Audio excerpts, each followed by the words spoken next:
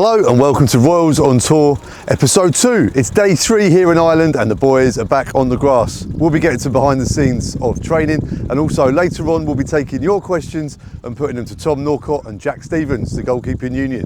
And after training, we'll be catching up with Scott Marshall too. Enjoy.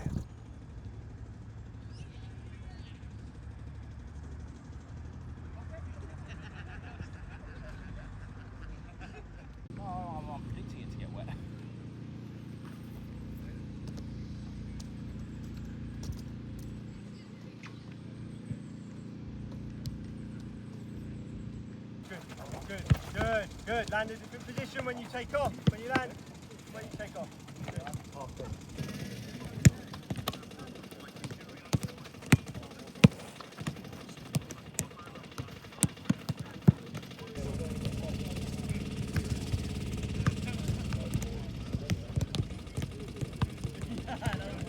Yeah.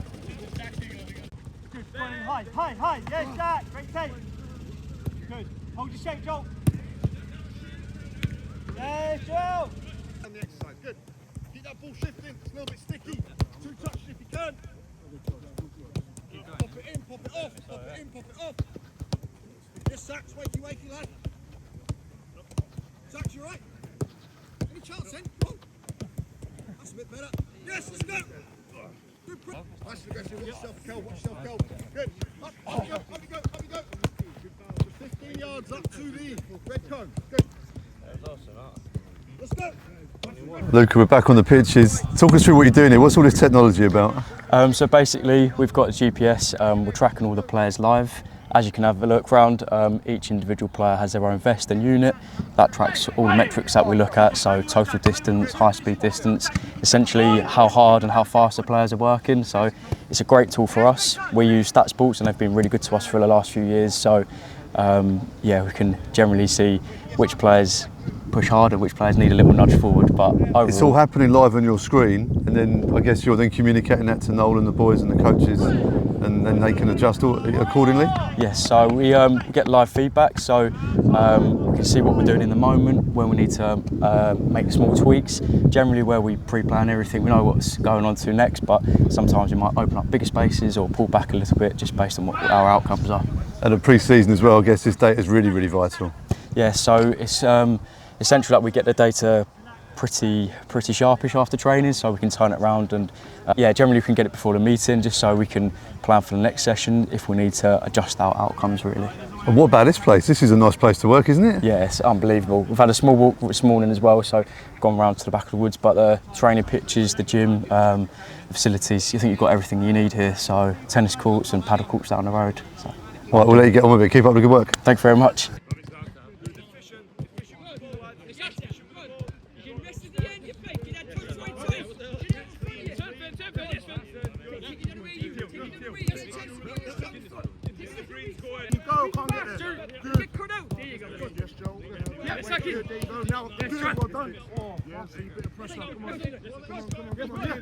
Good, don't let me get there.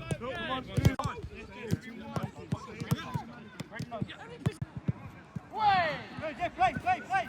Good, go on. Play what you want. Yes, Jack. Good, yes, you're live. Good,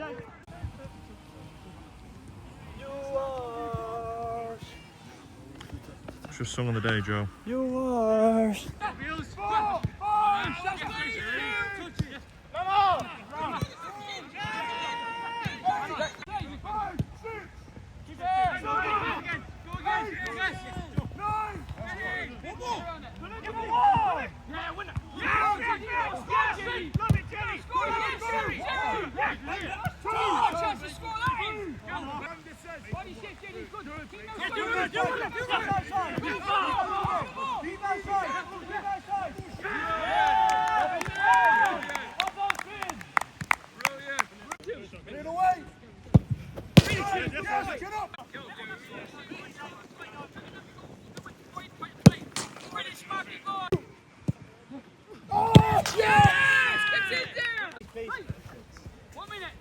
Come on!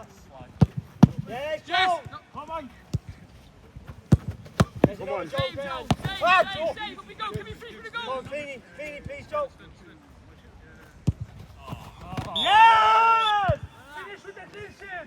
Scott, this is the sort of weather you love, isn't it? Beautiful, yes. Yeah, no, great. Football weather, eh? Football weather. No, it's lovely. Especially with the heat that we've had back at home. It's quite nice and refreshing. Good for these pitches as well. Yeah. Well, the thing is, it does help with practices because it keeps a bit of speed in the ball, and the lads love it. They get a bit of energy from it for sure. So it was good. Wonderful to see you with this badge back on, yeah? How's it feel to be back at Reading? No, great, delighted. I loved my time here before, and a lot of familiar faces when I walked in the door, which was great. And seeing everybody with a smile on their face and a bit of optimism is fantastic. And obviously Reading fans remember your time at the club previously with the under-23s as well. It's a good young group you're working with here too. It is, yeah. I think everybody knows the academy's been producing players for a period of time, and the guys have been getting opportunities to improve, which has been great. So there's a real enthusiasm in the group, and it's I've enjoyed the few days that I've been out on the grass with them. It's been good. Joined at a perfect time as well, because these pre-season trips are not just about the training sessions, but it's about spending time with each other and building those bonds ahead of a long season. Of course, yeah.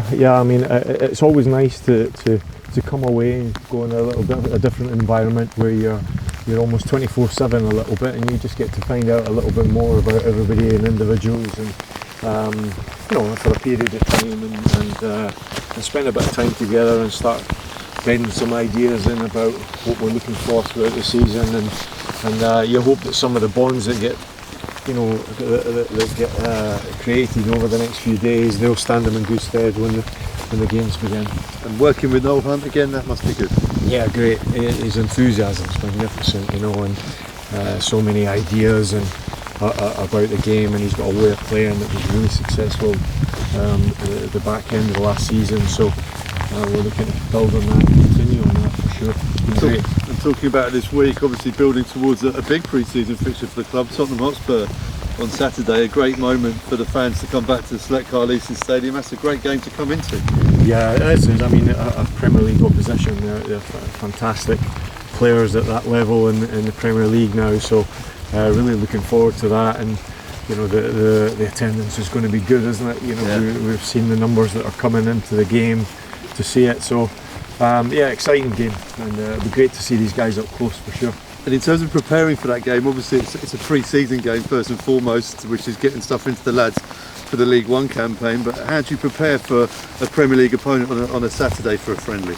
Yeah, well, it's a new manager going in there as well, so it's a hard one in terms of changes of ideas, and he might have a few different things that he's wanting to look at. So we got some idea of what they might be doing, and we'll touch on that. We focus on ourselves in the main, to be honest, and make sure the guys get what they need for the big kick-off against Lincoln. Well, enjoy this beautiful weather, this place as well. What a little word for Photo Island. This is a great environment, right? It's a great place.